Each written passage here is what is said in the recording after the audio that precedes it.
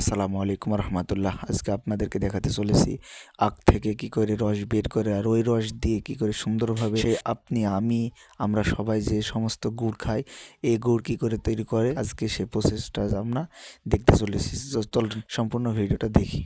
আপনারা কিন্তু সুন্দরভাবে দেখতে পাচ্ছেন আখ শেষে সুন্দরভাবে মেশিনের দ্বারা কিন্তু রস বের করে নেওয়া হচ্ছে।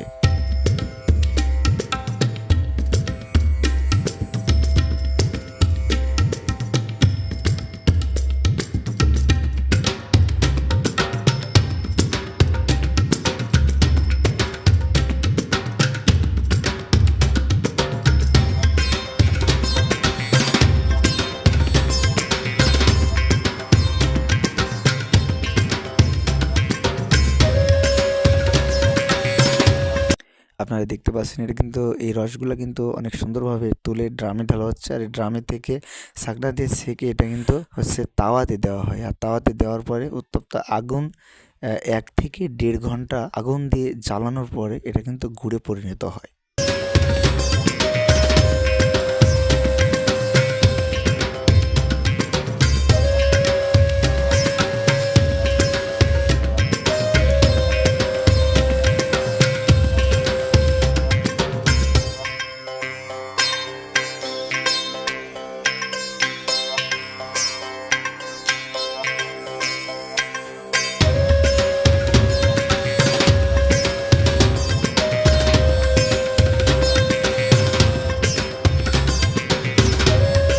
অলরেডি আপনারা কিন্তু দেখতে পাচ্ছেন আমাদের এই সেই সুন্দর আখের গুড় কিন্তু রেডি হয়ে গেছে, আর এই গুড় কিন্তু খাবার জন্য প্রস্তুত।